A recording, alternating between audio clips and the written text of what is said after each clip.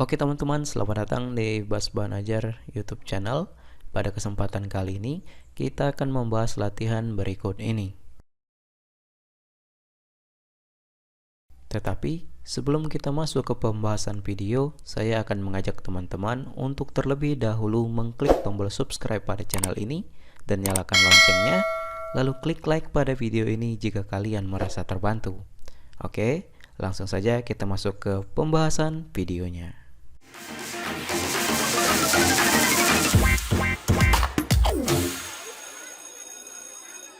Oke teman-teman, di video kali ini kita akan membahas kunci jawaban pendidikan Pancasila kelas 10 halaman 158 sampai dengan 160, asesmen sumatif bab 3 kurikulum merdeka. Langsung saja kita baca soalnya, kemudian kita jawab.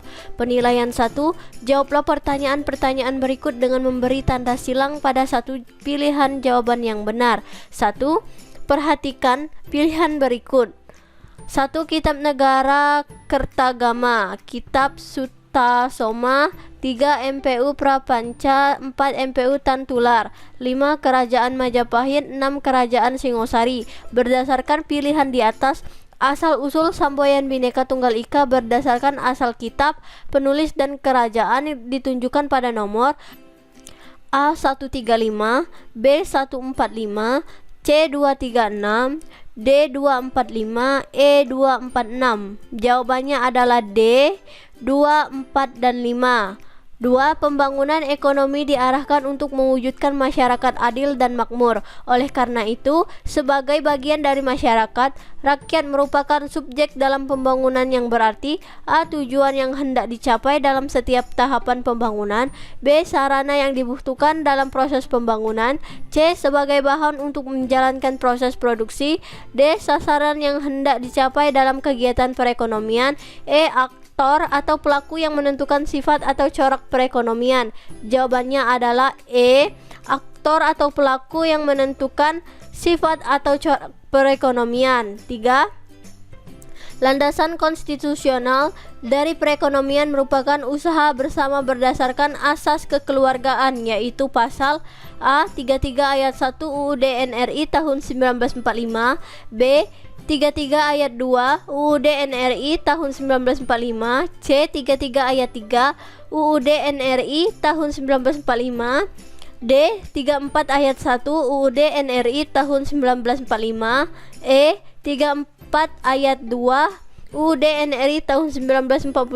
Jawabannya adalah A. 33 ayat 1 UUD NRI tahun 1945. 4. Sebagai makhluk sosial, manusia tidak dapat hidup sendiri. Manusia senantiasa membutuhkan bantuan orang lain. Hal ini menjadi fitrah manusia. Oleh karena itu, dalam kehidupan masyarakat diperlukan adanya A. Tenggang rasa, B. Gotong royong, C. Komunikasi, D. Saling menghormati, E. Kontrak sosial. Jawabannya adalah B. Gotong royong. 5. Sebagai identitas budaya bangsa Indonesia, tradisi gotong royong sangat syarat dengan 5. Sebagai identitas budaya bangsa Indonesia, tradisi gotong royong syarat dengan nilai-nilai luhur. Berikut ini nilai-nilai luhur yang terkandung dalam tradisi gotong royong, kecuali A. Menguatkan solidaritas sosial, B. Sikap kebersamaan, C. Saling menolong, D. Menghargai perbedaan, E. Menguatkan sikap individualisme. Jawabannya adalah E. Menguatkan sikap individualisme. Penilaian 2, jawablah pertanyaan-pertanyaan berikut dengan memberi tanda silang pada 2 atau lebih pilihan jawaban yang benar. 1. Semangat Bhinneka Tunggal Ika di lingkungan sekolah dapat diterapkan melalui tindakan A. Peserta didik mau berteman tanpa membeda-bedakan, B. Memberi kesempatan untuk beribadah sesuai ajaran agama, C. Menghormati tradisi dari teman yang berbeda suku, D. Bekerja sama saat mengerjakan penilaian, E. Memilih kelompok belajar berdasarkan jenis kelamin. Jawabannya adalah A, B, dan C.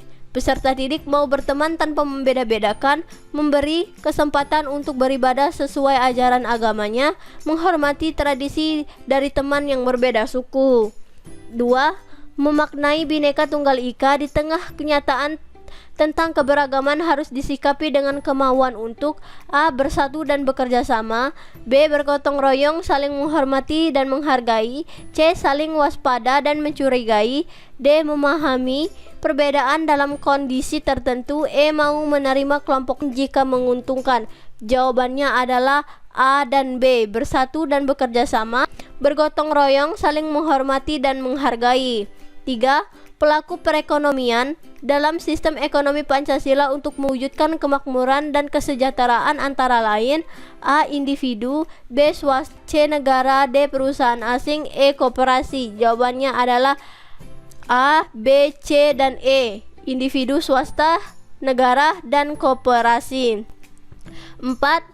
Kebijakan perekonomian negara harus berlandaskan moral ketuhanan dan kemanusiaan. Oleh karena itu diharapkan A. Tidak bertentangan dengan kebenaran dan keadilan, B. Menimbulkan persaingan bebas, C. Tidak merugikan lingkungan, D. Menghindari terjadinya konflik sosial, E. Terbuka pada perusahaan asing. Jawabannya adalah A, C, dan D.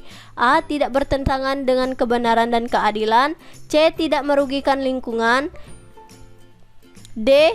Menghindari terjadinya konflik sosial. 5. Konjaraningrat membagi jenis-jenis gotong royong yang terdapat pada masyarakat perdesaan menjadi 4, yaitu A. Tolong menolong dalam aktivitas pertanian, B. Tolong menolong dalam aktivitas perdagangan, C. Tolong menolong dalam aktivitas sekitar rumah tangga, D. Tolong menolong dalam aktivitas persiapan pesta dan upacara, E. Tolong menolong dalam peristiwa kecelakaan, bencana, dan kematian. Jawabannya adalah A, C, dan E. A. Tolong menolong dalam aktivitas pertanian, C. Tolong menolong dalam aktivitas sekitar rumah tangga, D. Tolong menolong dalam aktivitas persiapan pesta dan upacara, E. Tolong menolong dalam peristiwa kecelakaan, bencana, dan kematian. Oke teman-teman, mungkin sampai sini saja pembahasan kali ini. Jika ada jawaban yang kurang jelas atau kurang dimengerti, silakan kalian tanyakan di kolom komentar di bawah. Dan sampai jumpa di latihan berikutnya.